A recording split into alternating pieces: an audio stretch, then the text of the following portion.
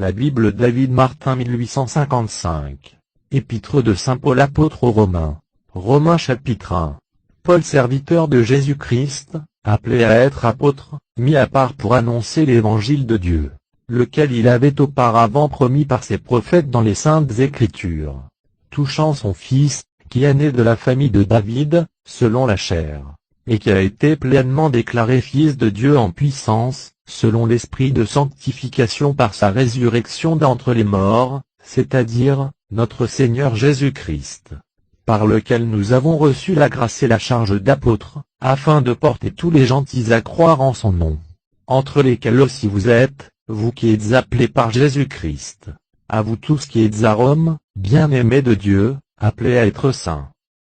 Que la grâce et la paix vous soient données par Dieu, notre Père, et par le Seigneur Jésus-Christ. Premièrement, je rends grâce touchant vous tous, à mon Dieu par Jésus-Christ, de ce que votre foi est renommée par tout le monde. Car Dieu, que je sers en mon esprit dans l'évangile de son Fils, m'est témoin que je fais sans cesse mention de vous, demandant continuellement dans mes prières, que je puisse enfin trouver par la volonté de Dieu quelques moyens favorables pour aller vers vous. Car je désire extrêmement de vous voir, pour vous faire part de quelques dons spirituels, afin que vous soyez affermis, c'est-à-dire, afin qu'étant parmi vous, je sois consolé avec vous par la foi qui nous est commune. Or, mes frères, je ne veux point que vous ignoriez, que je me suis souvent proposé d'aller vers vous, afin de recueillir quelques fruits aussi bien parmi vous, que parmi les autres nations, mais j'en ai été empêché jusqu'à présent. Je suis débiteur tant aux Grecs qu'aux barbares, tant aux sages qu'aux ignorants. Ainsi, en tant qu'il est en moi, je suis prêt à annoncer aussi l'évangile à vous qui êtes à Rome. Car je n'ai point honte de l'évangile de Christ, vu qu'il est la puissance de Dieu en salut à tout croyant, aux Juifs premièrement, puis aussi aux Grecs. Car la justice de Dieu se révèle en lui pleinement de foi en foi, selon qu'il est écrit, or le juste vivra de foi. Car la colère de Dieu se révèle pleinement du ciel sur toute impiété et injustice des hommes, qui retiennent injustement la vérité captive. Parce que ce qui se peut connaître de Dieu est manifesté en eux, car Dieu le leur a manifesté. Car les choses invisibles de Dieu, savoir, tant sa puissance éternelle que sa divinité, se voient comme à l'œil par la création du monde, étant considérés dans ses ouvrages, de sorte qu'ils sont inexcusables. Parce qu'ayant connu Dieu, ils ne l'ont point glorifié comme Dieu, et ils ne lui ont point rendu grâce, mais ils sont devenus vains en leur discours, et leur cœur destitué d'intelligence, a été rempli de ténèbres. Se disant être sages ils sont devenus fous, et ils ont changé la gloire de Dieu incorruptible en la ressemblance de l'image de l'homme corruptible, et des oiseaux, et des bêtes à quatre pieds, et des reptiles. C'est pourquoi aussi, Dieu les a livrés aux convoitises de leur propre cœur, de sorte qu'ils se sont abandonnés à l'impureté déshonorant entre eux-mêmes leur propre corps. Eux qui ont changé la vérité de Dieu en fausseté, et qui ont adoré et servi la créature, en abandonnant le Créateur, qui est béni éternellement. Amen. C'est pourquoi Dieu les a livrés à leurs affections infâmes, car même les femmes parmi eux ont changé l'usage naturel en celui qui est contre la nature. Et les hommes tout de même laissant l'usage naturel de la femme, se sont embrasés en leur convoitise l'un envers l'autre, comme étant, hommes avec comme des choses infâmes, et recevant en eux-mêmes la récompense de leur égarement, tel qu'il fallait. Car comme ils ne se sont pas souciés de connaître Dieu, aussi Dieu les a livrés à un esprit dépourvu de tout jugement, pour commettre des choses qui ne sont nullement convenables, étant remplis de toute injustice, d'impureté, de méchanceté, d'avarice, de malignité, plein d'envie, de meurtre, de querelles, de fraude, de mauvaises mœurs, rapporteurs, médisants, haïssant Dieu, outrageux, orgueilleux, vains, inventeurs de maux, rebelles à père et à mère, sans entendement, ne tenant point ce qu'ils ont promis, sans affection naturelle, gens qui jamais ne se rapaisent, sans miséricorde, et qui, bien qu'ils aient connu le droit de Dieu, savoir, que ceux qui commettent de telles choses sont dignes de mort, ne les commettent pas seulement, mais encore ils favorisent ceux qui les commettent. Romains chapitre 2. C'est pourquoi, ô homme, qui que tu sois qui juge les autres, tu es sans excuse, car en ce que tu juges les autres, tu te condamnes toi-même, puisque toi qui juges, tu commets les mêmes choses. Or nous savons que le jugement de Dieu est selon la vérité sur ceux qui commettent de telles choses. Et penses-tu, ô homme, qui juge ceux qui commettent de telles choses, et qui les commet, que tu doives échapper au jugement de Dieu? Ou méprises-tu les richesses de sa douceur, et de sa patience, et de sa longue attente, ne connaissant pas que la bonté de Dieu te convient à la repentance? Mais par ta dureté, et par ton cœur qui est sans repentance, tu t'amasses la colère pour le jour de la colère, et de la manifestation du juste jugement de Dieu, qui rendra à chacun selon ses œuvres.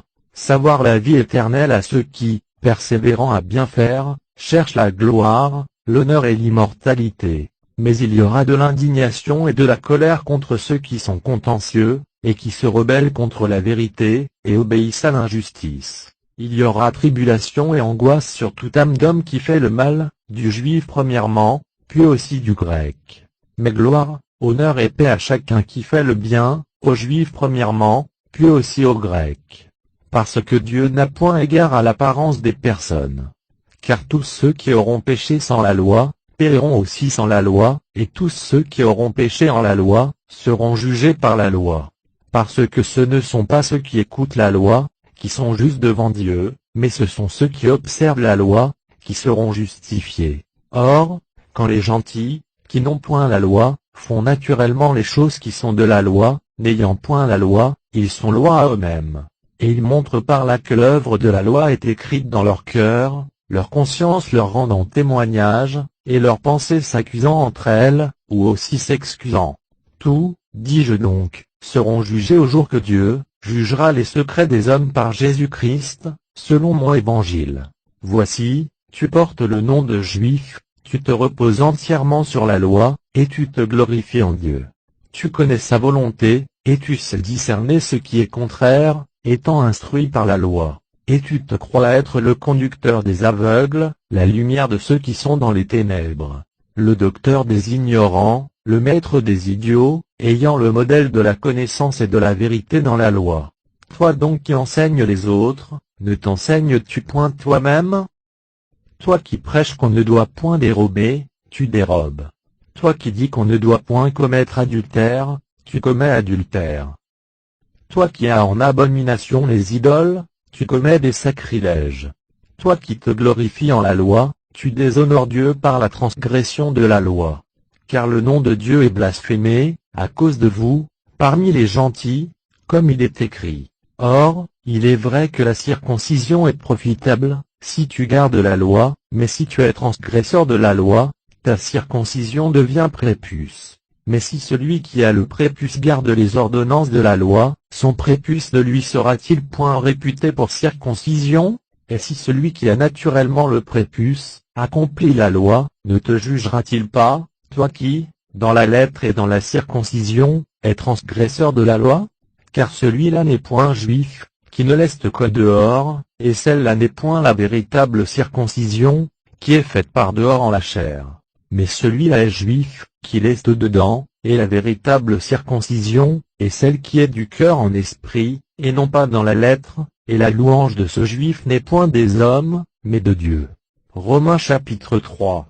Quel est donc l'avantage du juif, ou quel est le profit de la circoncision?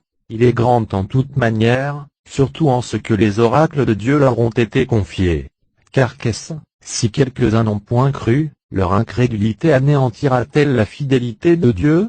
Non sans doute, mais que Dieu soit véritable, et tout homme menteur, selon ce qui est écrit, afin que tu sois trouvé juste en tes paroles, et que tu aies gain de cause quand tu es jugé. Or, si notre injustice recommande la justice de Dieu, que dirons-nous? Dieu est-il injuste quand il punit? Je parle en homme. Non, sans doute, autrement, comment Dieu jugera-t-il le monde?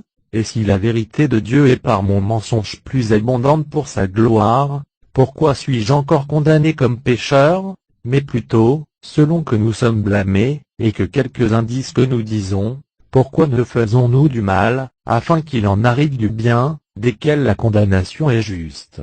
Quoi donc, sommes-nous plus excellents? Nullement. Car nous avons ci-devant convaincu que tous, tant juifs que grecs, sont assujettis au péché. selon qu'il est écrit, il n'y a point de juste, non pas même un seul. Il n'y a personne qui ait de l'intelligence, il n'y a personne qui recherche Dieu. Ils se sont tous égarés, ils se sont tous ensemble rendus inutiles, il n'y en a aucun qui fasse le bien, non pas même un seul. C'est un sépulcre ouvert que leur gosier, ils ont frauduleusement usé de leur langue, il y a du venin d'aspic sous leurs lèvres. Leur bouche est pleine de malédiction et d'amertume. Leurs pieds sont légers pour répandre le sang. La destruction et la misère sont dans leur voie. Et ils n'ont point connu la voie de la paix. La crainte de Dieu n'est point devant leurs yeux.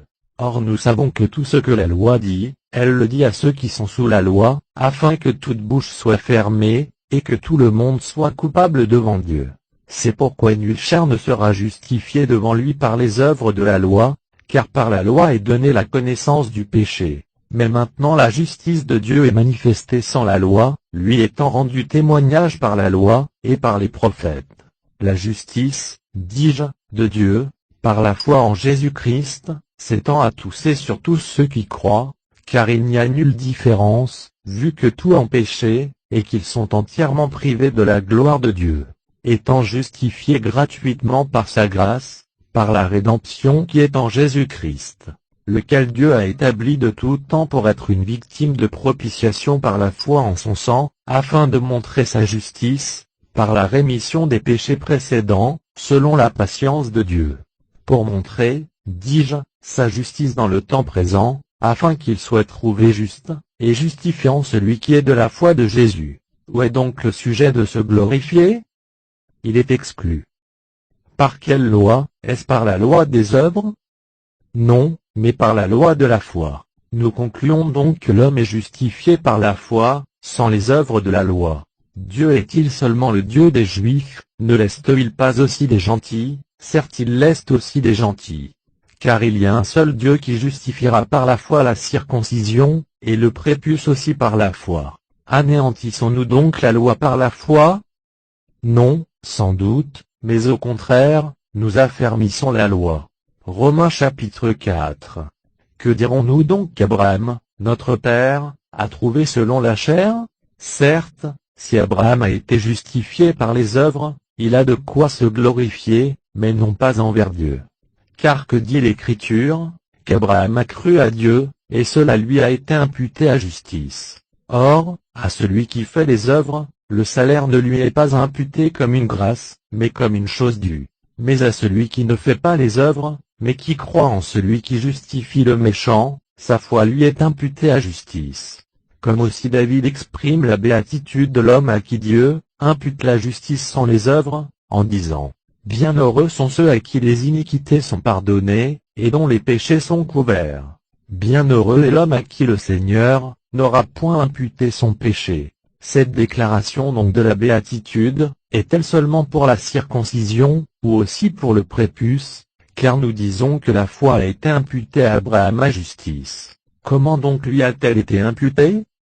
C'était lorsqu'il était déjà circoncis, ou lorsqu'il était encore dans le prépuce?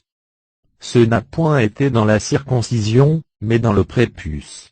Puis il reçut le signe de la circoncision pour un sceau de la justice de la foi, laquelle il avait reçu étant dans le prépuce, afin qu'il fût le Père de tous ceux qui croient étant dans le prépuce, et que la justice leur fût aussi imputée, et qu'il fût aussi le Père de la circoncision, c'est-à-dire, de ceux qui ne sont pas seulement de la circoncision, mais qui aussi suivent les traces de la foi de notre Père Abraham, laquelle il a eue dans le prépuce.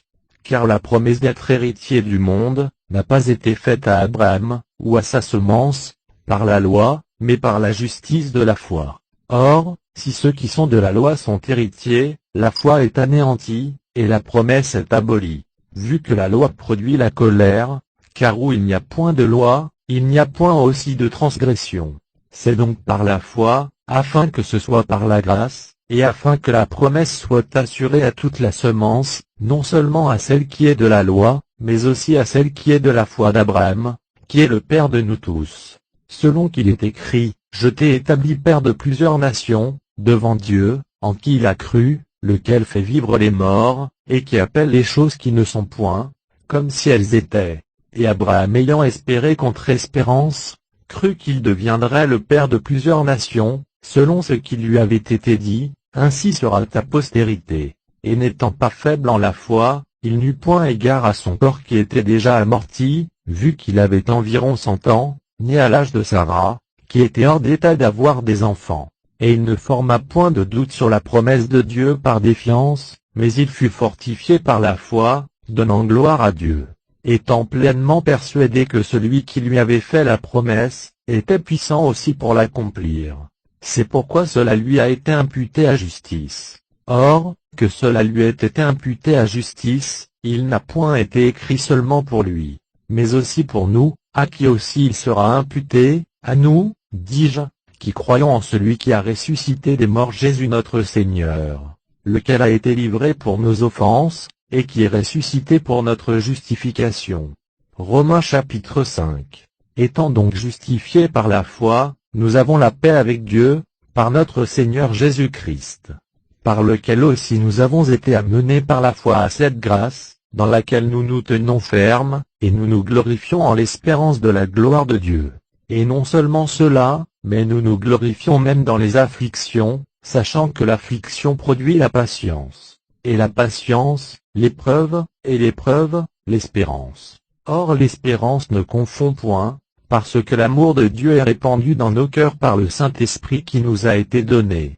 Car lorsque nous étions encore privés de toute force, Christ est mort en son temps pour nous, qui étions des impies. Or à grande peine arrive-t-il, que quelqu'un meure pour un juste, mais encore il pourrait être, que quelqu'un voudrait bien mourir pour un bienfaiteur. Mais Dieu signale son amour envers nous en ce que, lorsque nous n'étions que pécheurs, Christ est mort pour nous. Beaucoup plus tôt donc, étant maintenant justifiés par son sang, serons-nous sauvés de la colère par lui. Car si lorsque nous étions ennemis, nous avons été réconciliés avec Dieu par la mort de son Fils, beaucoup plus tôt étant déjà réconciliés, serons-nous sauvés par sa vie. Et non seulement cela, mais nous nous glorifions même en Dieu par notre Seigneur Jésus-Christ, par lequel nous avons maintenant obtenu la réconciliation. C'est pourquoi comme par un seul homme le péché est entré au monde, la mort y est aussi entrée par le péché, et ainsi la mort est parvenue sur tous les hommes, parce que tous ont péché. Car jusqu'à la loi le péché était au monde, or le péché n'est point imputé quand il n'y a point de loi. Mais la mort a régné depuis Adam jusqu'à Moïse, même sur ceux qui n'avaient point péché de la manière en laquelle Adam avait péché, qui est la figure de celui qui devait venir. Mais il n'en est pas du don comme de l'offense, car si par l'offense d'un seul plusieurs sont morts, beaucoup plus tôt la grâce de Dieu, et le don par la grâce, qui est d'un seul homme, savoir de Jésus-Christ, a abondé sur plusieurs. Et il n'en est pas du don comme de ce qui est arrivé par un seul qui a péché, car la condamnation vient d'une seule faute, mais le don de la justification s'étend à plusieurs péchés. Car si par l'offense d'un seul, la mort a régné par un seul, beaucoup plus tôt ceux qui reçoivent l'abondance de la grâce, et du don de la justice, régneront en vie par un seul, qui est Jésus-Christ.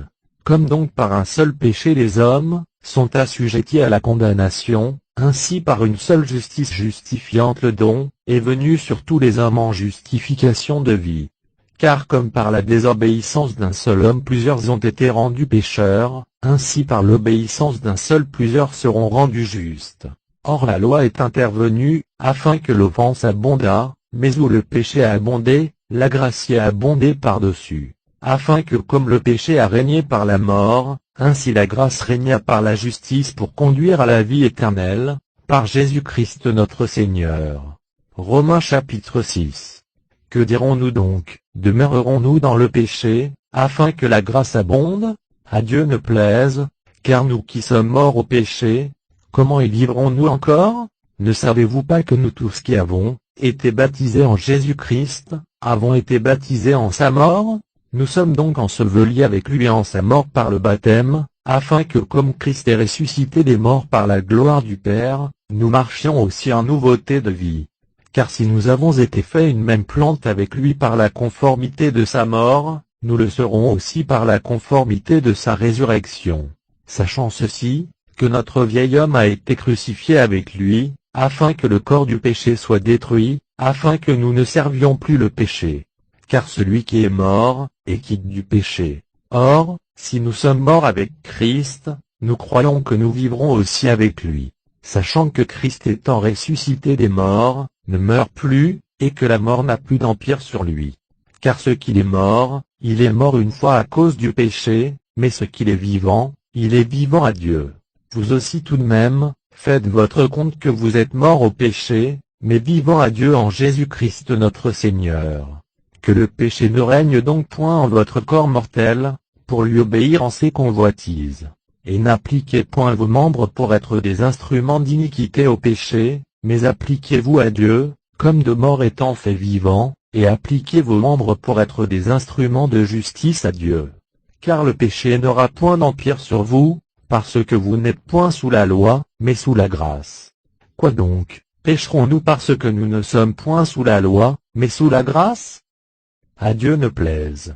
Ne savez-vous pas bien qu'à quiconque vous vous rendez esclave pour obéir, vous êtes esclave de celui à qui vous obéissez, soit du péché qui conduit à la mort, soit de l'obéissance qui conduit à la justice? Or, grâce à Dieu de ceux qu'ayant été les esclaves du péché, vous avez obéi du cœur à la forme expresse de la doctrine dans laquelle vous avez été élevés. Ayant donc été affranchis du péché, vous avez été asservis à la justice. Je parle à la façon des hommes, à cause de l'infirmité de votre chair.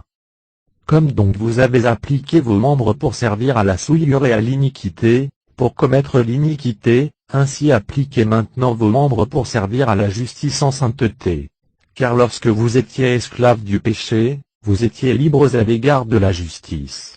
Quel fruit donc aviez-vous alors des choses dont maintenant vous avez honte? Certes leur fin est la mort. Mais maintenant que vous êtes affranchis du péché, et asservis à Dieu, vous avez votre fruit dans la sanctification, et pour fin la vie éternelle. Car les gages du péché, c'est la mort, mais le don de Dieu, c'est la vie éternelle par Jésus-Christ notre Seigneur. Romains chapitre 7. Ne savez-vous pas, mes frères, car je parle à ceux qui entendent ce que c'est que la loi exerce son pouvoir sur l'homme durant tout le temps qu'il est en vie? Car la femme qui est sous la puissance d'un mari, est liée à son mari par la loi, tandis qu'il est en vie, mais si son mari meurt, elle est délivrée de la loi du mari. Le mari donc étant vivant, si elle épouse un autre mari, elle sera appelée adultère, mais son mari étant mort, elle est délivrée de la loi, tellement qu'elle ne sera point adultère, si elle épouse un autre mari. Ainsi, mes frères, vous êtes aussi morts à la loi par le corps de Christ, pour être à un autre, savoir, à celui qui est ressuscité des morts, afin que nous fructifions à Dieu. Car quand nous étions en la chair, les affections des péchés étant excitées par la loi, avaient vigueur en nos membres, pour fructifier à la mort. Mais maintenant nous sommes délivrés de la loi, étant mortes à celle sous laquelle nous étions retenus, afin que nous servions Dieu en nouveauté d'esprit, et non point en vieillesse de l'être. Que dirons-nous donc? La loi est-elle péché? À Dieu ne plaise, au contraire, je n'ai point connu le péché, sinon par la loi, car je n'eusse pas connu la convoitise si la loi n'eût dit, tu ne convoiteras point. Mais le péché ayant pris occasion par le commandement, a produit en moi toutes sortes de convoitises, parce que sans la loi le péché est mort. Car autrefois que j'étais sans la loi, je vivais, mais quand le commandement est venu, le péché a commencé à revivre. Et moi je suis mort, et le commandement qui m'était donné pour avoir la vie, a été trouvé me donner la mort. Car le péché prenant occasion du commandement, m'a séduit, et par lui ma vie est mort. La loi donc est sainte, et le commandement est saint, juste, et bon. Ce qui est bon, m'est-il devenu mortel? Nullement.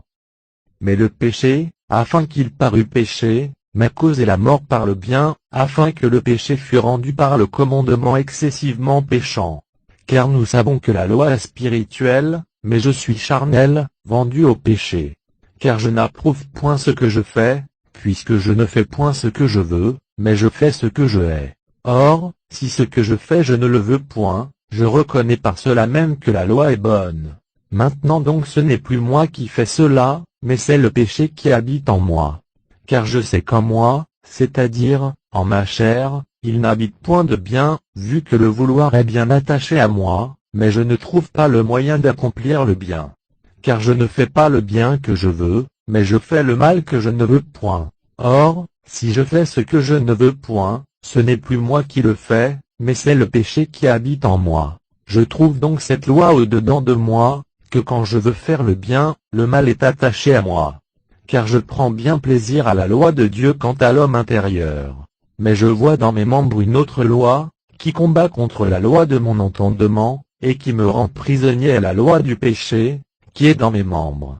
Ah, misérable que je suis, qui me délivrera du corps de cette mort? Je rends grâce à Dieu par Jésus-Christ notre Seigneur. Je sers donc moi-même de l'entendement à la loi de Dieu, mais de la chair à la loi du péché. Romains chapitre 8. Il n'y a donc maintenant aucune condamnation pour ceux qui sont en Jésus-Christ, lesquels ne marchent point selon la chair, mais selon l'Esprit. Parce que la loi de l'Esprit de vie qui est en Jésus-Christ, m'a affranchi de la loi du péché et de la mort. Parce que ce qui était impossible à la loi, à cause qu'elle était faible en la chair, Dieu ayant envoyé son propre Fils en forme de chair de péché, et pour le péché, a condamné le péché en la chair, afin que la justice de la loi fût accomplie en nous, qui ne marchons point selon la chair, mais selon l'Esprit. Car ceux qui sont selon la chair, sont affectionnés aux choses de la chair, mais ceux qui sont selon l'Esprit, sont affectionnés aux choses de l'Esprit. Or l'affection de la chair est la mort, mais l'affection de l'Esprit est la vie et la paix. Parce que l'affection de la chair est inimitié contre Dieu, car elle ne se rend point sujette à la loi de Dieu, et aussi ne le peut-elle point. C'est pourquoi ceux qui sont en la chair, ne peuvent point plaire à Dieu. Or vous n'êtes point en la chair, mais en l'Esprit, si toutefois l'Esprit de Dieu habite en vous, mais si quelqu'un n'a point l'Esprit de Christ, celui-là n'est point à lui. Et si Christ est en vous, le corps est bien mort à cause du péché, mais l'Esprit est vie à cause de la justice. Or, si l'Esprit de celui qui a ressuscité Jésus des morts habite en vous, celui qui a ressuscité Christ des morts, vivifiera aussi vos corps mortels, à cause de son Esprit qui habite en vous. Ainsi donc, mes frères, nous sommes débiteurs, non point à la chair, pour vivre selon la chair. Car si vous vivez selon la chair, vous mourrez, mais si par l'Esprit vous mortifiez les actions du corps, vous vivrez. Or tous ceux qui sont conduits par l'Esprit de Dieu, sont enfants de Dieu. Car vous n'avez point reçu un esprit de servitude, pour être encore dans la crainte, mais vous avez reçu l'esprit d'adoption, par lequel nous crions Abba, c'est-à-dire, Père.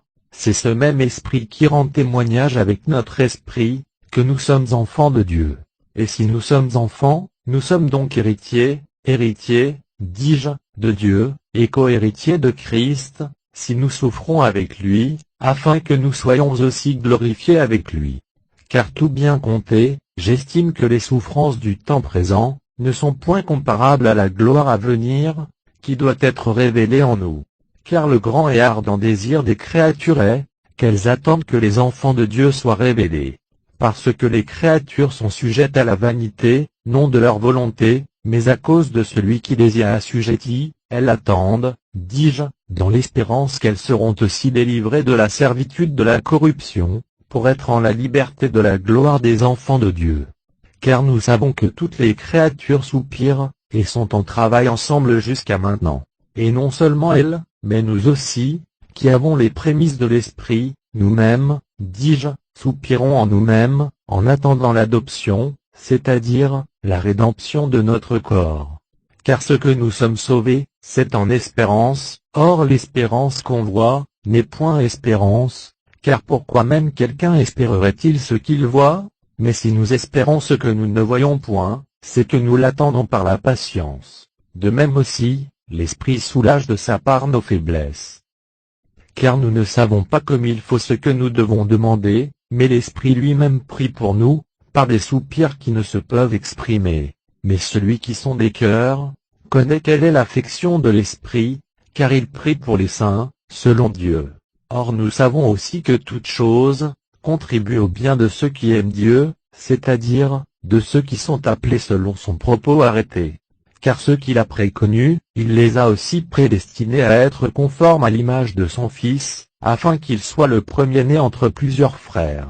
Et ceux qu'il a prédestinés, il les a aussi appelés, et ceux qu'il a appelés, il les a aussi justifiés, et ceux qu'il a justifiés, il les a aussi glorifiés. Que dirons-nous donc à ces choses? Si Dieu est pour nous, qui sera contre nous? lui qui n'a point épargné son propre Fils, mais qui l'a livré pour nous tous, comment ne nous donnera-t-il point aussi toutes choses avec lui? Qui intentera accusation contre les élus de Dieu? Dieu est celui qui justifie. Qui sera celui qui condamnera? Christ est celui qui est mort, et qui plus est, qui est ressuscité, qui aussi est à la droite de Dieu, et qui même prie pour nous. Qui est-ce qui nous séparera de l'amour de Christ? Sera-ce l'oppression, ou l'angoisse, ou la persécution, ou la famine, ou la nudité, ou le péril, ou l'épée? Ainsi qu'il est écrit, nous sommes livrés à la mort pour l'amour de toi tous les jours, et nous sommes estimés comme des brebis de la boucherie. Au contraire, en toutes ces choses nous sommes plus que vainqueurs par celui qui nous a aimés. Car je suis assuré que ni la mort, ni la vie, ni les anges, ni les principautés, ni les puissances, ni les choses présentes, ni les choses à venir, ni la hauteur, ni la profondeur, ni aucune autre créature, ne nous pourra séparer de l'amour de Dieu, qu'il nous a montré en Jésus-Christ notre Seigneur.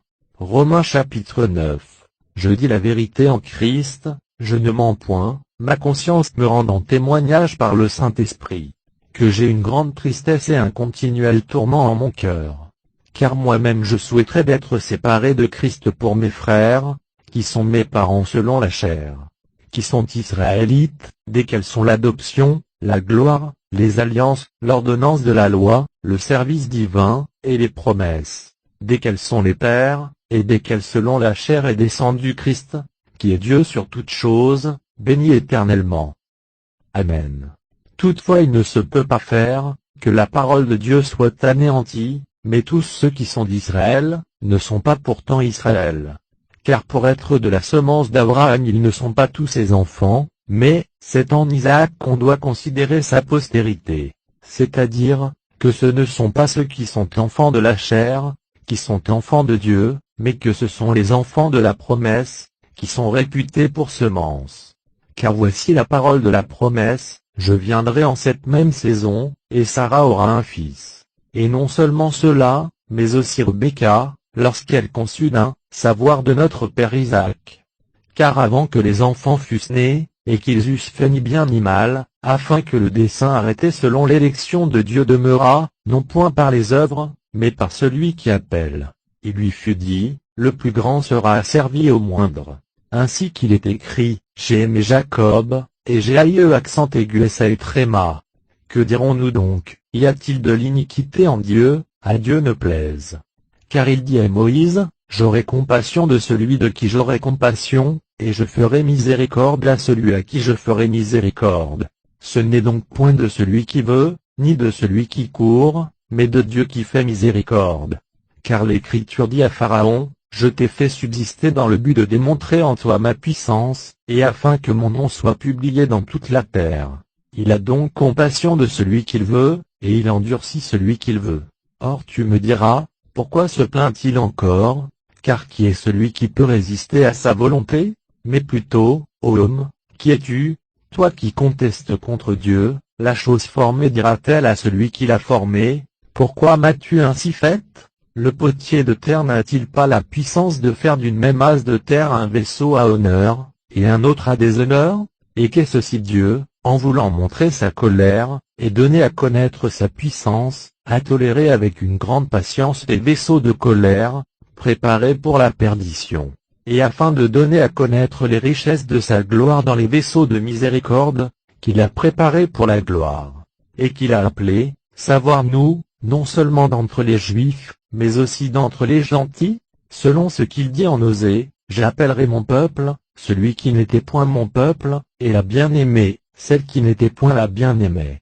Et il arrivera, qu'au lieu où il leur a été dit, vous n'êtes point mon peuple, là ils seront appelés les enfants du Dieu vivant. Aussi Ésaïe s'écrie au sujet d'Israël, quand le nombre des enfants d'Israël serait comme le sable de la mer, il n'y en aura qu'un petit reste de sauvé. Car le Seigneur consomme et abrège l'affaire en justice, il fera, dis-je, une affaire abrégée sur la terre. Et comme Ésaïe avait dit auparavant, si le Seigneur des armées nous eût laissé quelques semences, nous eussions été faits comme Sodome, et eussions été semblables à Gomorrhe. Que dirons-nous donc? Que les gentils, qui ne cherchaient point la justice, ont atteint la justice, dis-je, qui est par la foi. Mais Israël cherchant la loi de la justice, n'est point parvenu à la loi de la justice. Pourquoi? Parce que ce n'a point été par la foi, mais comme par les œuvres de la loi, car ils ont heurté contre la pierre d'achoppement. Selon ce qui est écrit, voici, je mets en Sion la pierre d'achoppement, et la pierre qui occasionnera des chutes, et quiconque croit en lui, ne sera point confus. Romains chapitre 10. Mes frères, quant à la bonne affection de mon cœur, et à la prière que je fais à Dieu pour Israël, c'est qu'ils soient sauvés. Car je leur rends témoignage qu'ils ont du zèle pour Dieu, mais sans connaissance. Parce que ne connaissant point la justice de Dieu, et cherchant d'établir leur propre justice, ils ne se sont point soumis à la justice de Dieu. Car Christ est la fin de la loi, en justice à tout croyant. Or Moïse décrit ainsi la justice qui est par la loi, savoir, que l'homme qui fera ces choses, vivra par elles. Mais la justice qui est par la foi, s'exprime ainsi, ne dis point en ton cœur, qui montera au ciel, cela est ramené Christ d'en haut. Ou, qui descendra dans l'abîme, cela est ramené Christ des morts. Mais que dit-elle? La parole est près de toi, en ta bouche, et en ton cœur. Or c'est là la parole de la foi, laquelle nous prêchons. C'est pourquoi, si tu confesses le Seigneur Jésus de ta bouche, et que tu crois en ton cœur que Dieu l'a ressuscité des morts, tu seras sauvé. Car de cœur on croit à justice, et de bouche on fait confession à salut. Car l'Écriture dit, quiconque croit en lui, ne sera point confus. Parce qu'il n'y a point de différence du juif et du grec, car il y a un même Seigneur de tous, qui est riche envers tous ceux qui l'invoquent. Car quiconque invoquera le nom du Seigneur, sera sauvé. Mais comment invoqueront-ils celui en qui ils n'ont point cru, et comment croiront-ils en celui dont ils n'ont point entendu parler? Et comment en entendront-ils parler, s'il n'y a quelqu'un qui leur prêche? Et comment prêchera-t-on sinon, qu'il y en ait qui soient envoyés, ainsi qu'il est écrit, oh, que les pieds de ceux qui annoncent la paix sont beaux, les pieds, dis-je, de ceux qui annoncent de bonnes choses. Mais tous n'ont pas obéi à l'Évangile, car Ésaïe dit, Seigneur, qui est-ce qui a cru à notre prédication? La foi donc est de l'ouïe, et l'ouïe par la parole de Dieu. Mais je demande, ne l'ont-ils point ouï? Au contraire, leur voix est allée par toute la terre, et leur parole jusqu'au bout du monde. Mais je demande, Israël ne l'a-t-il point connu? Moïse le premier dit, je vous exciterai à la jalousie par celui qui n'est point peuple, je vous exciterai à la colère par une nation destituée d'intelligence. Ésaïe s'enhardit tout à fait, et dit, j'ai été trouvé de ceux qui ne me cherchaient point, et je me suis clairement manifesté à ceux qui ne s'enquéraient point de moi. Mais quant à Israël, il dit, j'ai tout le jour étendu mes mains vers un peuple rebelle et contredisant. Romains chapitre 11. Je demande donc, Dieu a-t-il rejeté son peuple? À Dieu ne plaise. Car je suis aussi israélite, de la postérité d'Abraham, de la tribu de Benjamin. Dieu n'a point rejeté son peuple, lequel il a auparavant connu.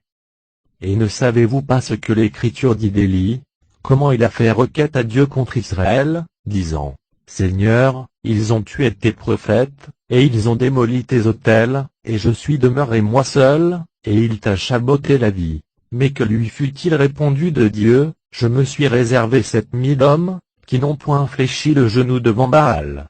Ainsi donc il y a aussi à présent un résidu, selon l'élection de la grâce. Or, si c'est par la grâce, ce n'est plus par les œuvres, autrement la grâce n'est plus la grâce. Mais si c'est par les œuvres, ce n'est plus par la grâce, autrement l'œuvre n'est plus une œuvre.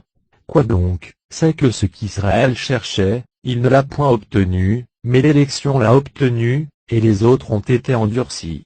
Ainsi qu'il est écrit, Dieu leur a donné un esprit assoupi, et des yeux pour ne point voir, et des oreilles pour ne point ouïr, jusqu'au jour présent. Et David dit, que leur table leur soit un filet, un piège, une occasion de chute, et cela pour leur récompense.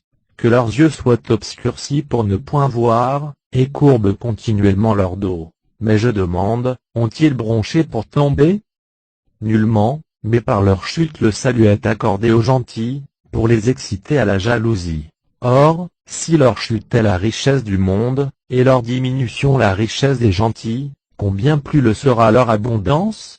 Car je parle à vous, gentils, certes en tant que je suis apôtre des gentils, je rends honorable mon ministère, pour voir si en quelque façon, je puis exciter ceux de ma nation à la jalousie, et en sauver quelques-uns. Car si leur rejection est la réconciliation du monde, quelle sera leur réception, sinon une vie d'entre les morts? Or, si les prémices sont saintes, la masse l'est aussi, et si la racine est sainte, les branches le sont aussi. Que si quelques-unes des branches ont été retranchées, et si toi, qui étais un olivier sauvage, as été enté en leur place, et fait participant de la racine et de la graisse de l'olivier, ne te glorifie pas contre les branches, car si tu te glorifies, ce n'est pas toi qui portes la racine, mais c'est la racine qui te porte. Mais tu diras, les branches ont été retranchées, afin que j'y fusse enté. C'est bien dit, elles ont été retranchées à cause de leur incrédulité, et tu es debout par la foi, ne t'élève donc point par orgueil, mais crains.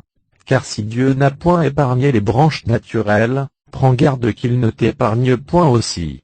Considère donc la bonté et la sévérité de Dieu, la sévérité sur ceux qui sont tombés, et la bonté envers toi, si tu persévères en sa bonté, car autrement tu seras aussi coupé, et eux-mêmes aussi, s'ils ne persistent point dans leur incrédulité, ils seront tentés, car Dieu est puissant pour les enter de nouveau.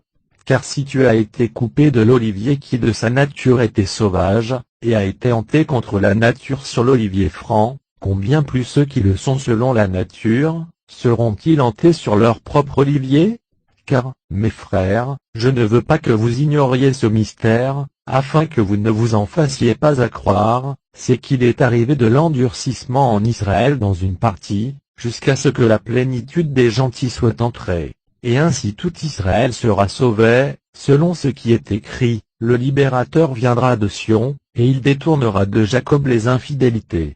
Et c'est là l'alliance que je ferai avec eux, lorsque j'ôterai leurs péchés. Ils sont certes ennemis par rapport à l'Évangile, à cause de vous, mais ils sont bien aimés eu égard à l'élection, à cause des pères. Car les dons et la vocation de Dieu sont sans repentance. Or, comme vous avez été vous-mêmes autrefois rebelles à Dieu, et que maintenant vous avez obtenu miséricorde par la rébellion de ceux-ci, ceux-ci tout de même sont maintenant devenus rebelles, afin qu'ils obtiennent aussi miséricorde par la miséricorde qui vous a été faite. Car Dieu les a tous renfermés sous la rébellion, afin de faire miséricorde à tous, aux profondeurs des richesses, et de la sagesse, et de la connaissance de Dieu. Que ces jugements sont incompréhensibles, et ces voies impossibles à trouver. Car qui est-ce qui a connu la pensée du Seigneur, ou qui a été son conseiller, ou qui est-ce qui lui a donné le premier, et il lui sera rendu? Car de lui, et par lui, et pour lui, sont toutes choses. À lui soit gloire éternellement. Amen. Romains chapitre 12. Je vous exhorte donc, mes frères, par les compassions de Dieu, que vous offriez vos corps en sacrifice vivant, saint, agréable à Dieu, ce qui est votre raisonnable service. Et ne vous conformez point à ce présent siècle, mais soyez transformés par le renouvellement de votre entendement, afin que vous éprouviez quelle est la volonté de Dieu, bonne, agréable, et parfaite. Or, par la grâce qui m'est donnée, je dis à chacun d'entre vous, que nul ne présume d'être plus sage qu'il ne faut, mais que chacun pense modestement de soi-même, selon que Dieu a départi à chacun la mesure de la foi. Car comme nous avons plusieurs membres en un seul corps, et que tous les membres n'ont pas une même fonction, ainsi nous qui sommes plusieurs, sommes un seul corps en Christ, et chacun réciproquement les membres l'un de l'autre. Or, ayant des dons différents, selon la grâce qui nous est donnée, soit de prophétie, prophétisons selon l'analogie de la foi, soit de ministère, appliquons-nous au ministère, soit que quelqu'un soit appelé à enseigner, qu'il enseigne, soit que quelqu'un se trouve appelé à exhorter, qu'il exhorte, soit que quelqu'un distribue, qu'il le fasse en simplicité, soit que quelqu'un préside, qu'il le fasse soigneusement, soit que quelqu'un exerce la miséricorde, qu'il le fasse joyeusement. Que la charité soit sincère. Ayez en horreur le mal, vous tenant collés au bien, étant portés par la charité fraternelle à vous aimer mutuellement, vous prévenant l'un l'autre par honneur, n'étant point paresseux à vous employer pour autrui, étant fervent d'esprit, servant le Seigneur. Soyez joyeux dans l'espérance, patient dans la tribulation, persévérant dans la prière, prenant part aux nécessités des saints, exerçant l'hospitalité. Bénissez ceux qui vous persécutent, bénissez-les, et ne les maudissez point. Soyez en joie avec ceux qui sont en joie, et pleurez avec ceux qui pleurent. Ayant un même sentiment les uns envers les autres, n'affectant point des choses hautes, mais vous accommodant aux choses basses. Ne soyez point sages à votre propre jugement, ne rendez à personne mal pour mal. Recherchez les choses honnêtes devant tous les hommes. S'il se peut faire, et autant que cela dépend de vous, ayez la paix avec tous les hommes. Ne vous vengez point vous-même, mes bien-aimés, mais laissez agir la colère de Dieu, car il est écrit, « À moi appartient la vengeance, je le rendrai, dit le Seigneur. » Si donc ton ennemi a faim, donne-lui à manger, s'il a soif, donne-lui à boire, car en faisant cela tu lui assembleras des charbons de feu sur sa tête. Ne sois point surmonté par le mal, mais surmonte le mal par le bien. Romains chapitre 13. Que toute personne soit soumise aux puissances supérieures, car il n'y a point de puissance qui ne vienne de Dieu, et les puissances qui subsistent sont ordonnées de Dieu. C'est pourquoi celui qui résiste à la puissance, résiste à l'ordonnance de Dieu, et ceux qui résistent, feront venir la condamnation sur eux-mêmes. Car les princes ne sont point à craindre pour de bonnes actions, mais pour de mauvaises. Or, veux-tu ne point craindre la puissance, fais bien, et tu en recevras de la louange. Car le prince est le serviteur de Dieu pour ton bien, mais si tu fais le mal, crains, parce qu'il ne porte point vainement l'épée, car il est le serviteur de Dieu, ordonné pour faire justice en punissant celui qui fait le mal. C'est pourquoi il faut être soumis, non seulement à cause de la punition, mais aussi à cause de la conscience. Car c'est aussi pour cela que vous leur payez des tributs, parce qu'ils sont les ministres de Dieu, s'employant à rendre la justice. Rendez donc à tous ce qui leur est dû, à qui le tribut, à qui le péage, à qui la crainte, à qui honneur, l'honneur. Ne devez rien à personne, sinon que vous vous aimiez l'un l'autre, car celui qui aime les autres, a accompli la loi. Parce que ce qui est dit, tu ne commettras point adultère, tu ne tueras point, tu ne déroberas point, tu ne diras point de faux témoignages, tu ne convoiteras point, et tel autre commandement, est sommairement compris dans cette parole, tu aimeras ton prochain comme toi-même. La charité ne fait point de mal au prochain, l'accomplissement donc de la loi, c'est la charité. Même vu la saison, parce qu'il est déjà temps de nous réveiller du sommeil, car maintenant le salut est plus près de nous, que lorsque nous avons cru. La nuit est passée, et le jour est approché, rejetons donc les œuvres de ténèbres, et soyons revêtus des armes de lumière. Conduisons-nous honnêtement et comme en plein jour, non point en gourmandise, ni en ivrognerie, non point en impudicité, ni en dissolution, non point en querelle, ni en envie. Mais soyez revêtus du Seigneur Jésus-Christ, et n'ayez point soin de la chair pour accomplir ses convoitises. Romains chapitre 14. Or, quant à celui qui est faible en la foi, recevez-le, et n'ayez point avec lui des contestations, ni des disputes. L'un croit qu'on peut manger de toutes choses, et l'autre qui est faible mange des herbes. Que celui qui mange de toutes choses, ne méprise pas celui qui n'en mange point, et que celui qui n'en mange point, ne juge point celui qui en mange, car Dieu l'a pris à soi. Qui es-tu, toi qui juges le serviteur d'autrui, s'il se tient ferme ou s'il bronche, c'est pour son propre maître, et même ce chrétien faible sera affermi, car Dieu est puissant pour l'affermir. L'un estime un jour plus que l'autre, et l'autre estime tous les jours également, mais que chacun soit pleinement persuadé en son esprit. Celui qui a égard au jour, y a égard à cause du Seigneur, et celui aussi qui n'a point égard au jour, il n'y a point d'égard à cause du Seigneur. Celui qui mange de toutes choses, en mange à cause du Seigneur, et il rend grâce à Dieu, et celui qui n'en mange point aussi à cause du Seigneur, et il rend grâce à Dieu. Car nul de nous ne vit pour soi-même, et nul ne meurt pour soi-même. Mais soit que nous vivions, nous vivons au Seigneur, ou soit que nous mourions, nous mourrons au Seigneur, soit donc que nous vivions, soit que nous mourions, nous sommes au Seigneur. Car c'est pour cela que Christ est mort, qu'il est ressuscité, et qu'il a repris une nouvelle vie, afin qu'il domine tant sur les morts que sur les vivants. Mais toi, pourquoi juges-tu ton frère? Ou toi aussi, pourquoi méprises-tu ton frère? Certes nous comparaîtrons tous devant le siège judicial de Christ. Car il est écrit, je suis vivant, dit le Seigneur, que tout genou se ploiera devant moi, et que toute langue donnera louange à Dieu. Ainsi donc, chacun de nous rendra compte pour soi-même à Dieu. Ne nous jugeons donc plus l'un l'autre, mais usez plutôt de discernement en ceci, qui est de ne mettre point d'achoppement ou de scandale devant votre frère.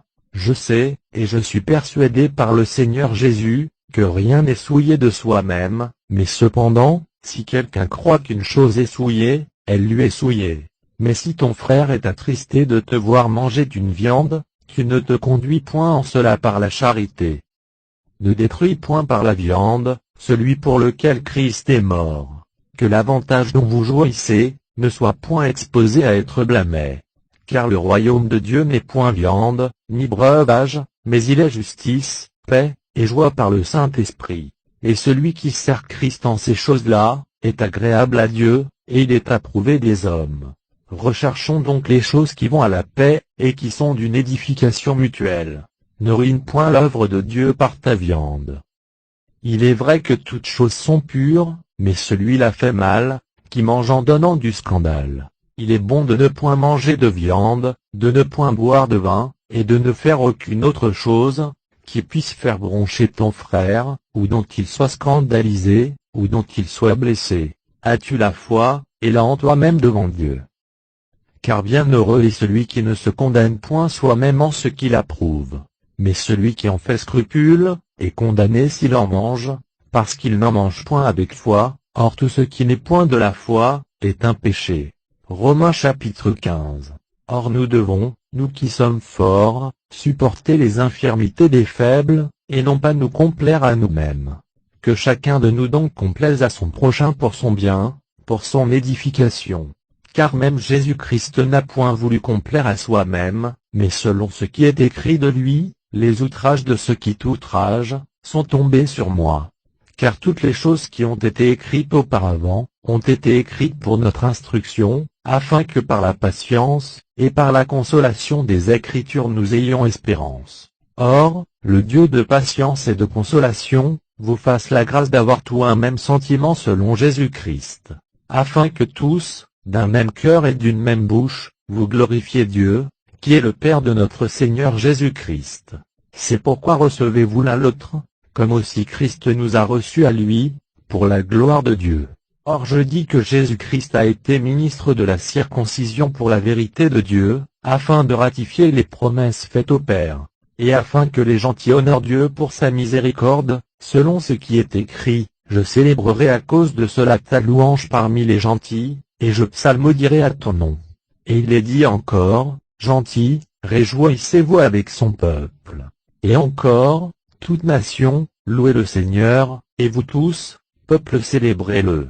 Ésaïe a dit aussi, il y aura une racine de Jessé, et un rejeton s'élèvera pour gouverner les gentils, et les gentils auront espérance en lui.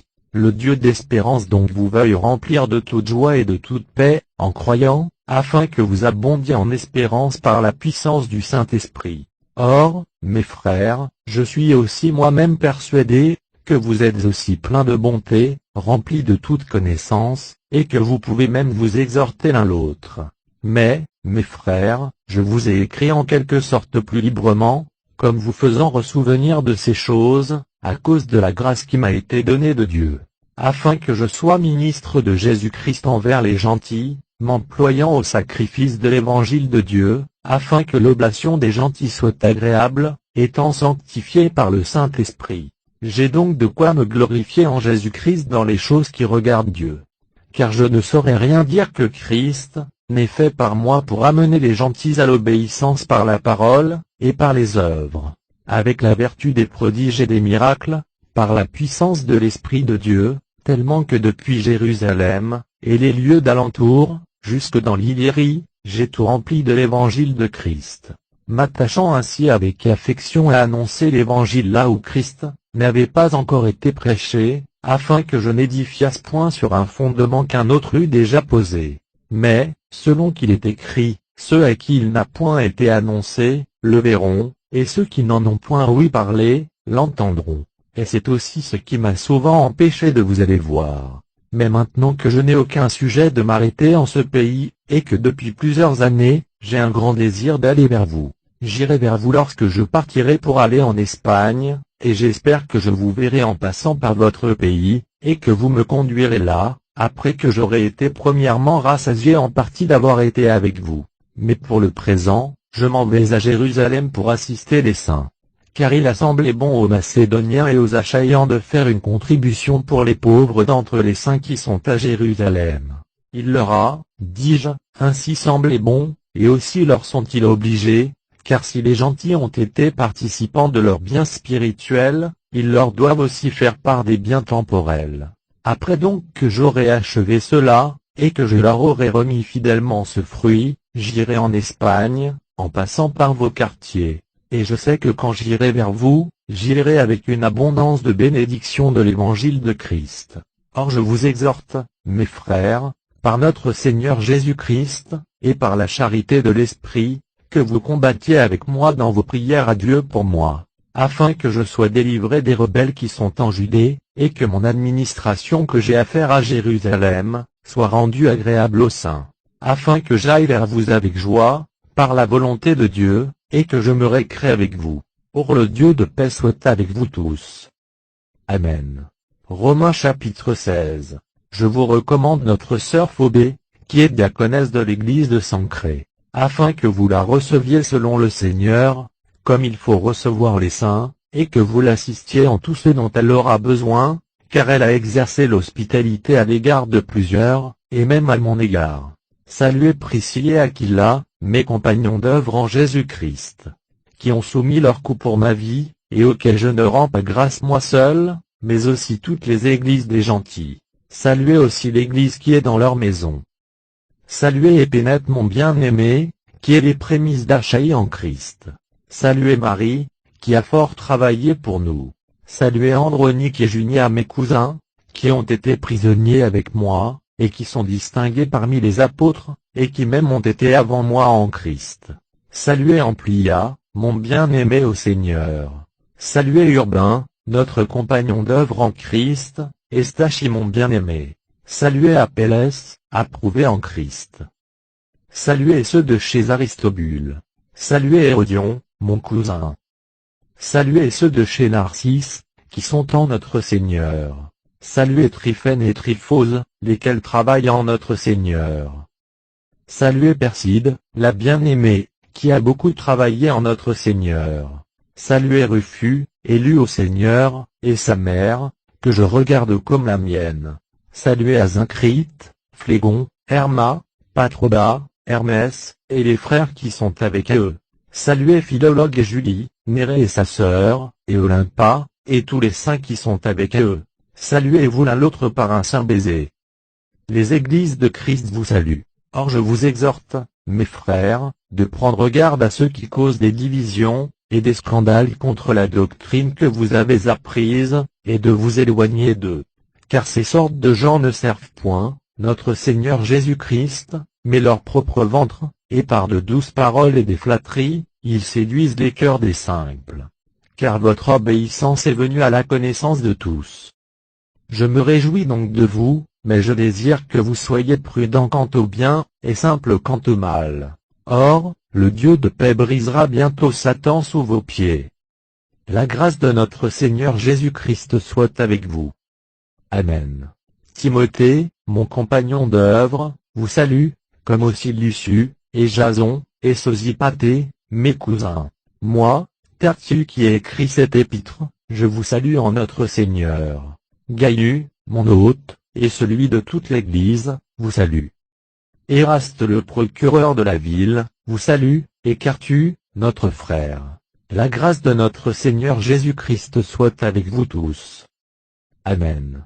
Or à celui qui est puissant pour vous affermir selon mon évangile, et selon la prédication de Jésus-Christ, conformément à la révélation du mystère, qui a été caché dans les temps passés, mais qui est maintenant manifesté par les Écritures des prophètes, suivant le commandement du Dieu éternel, et qui est annoncé parmi tous les peuples pour les amener à la foi. À Dieu, dis-je, seul sage, soit gloire éternellement par Jésus-Christ. Amen.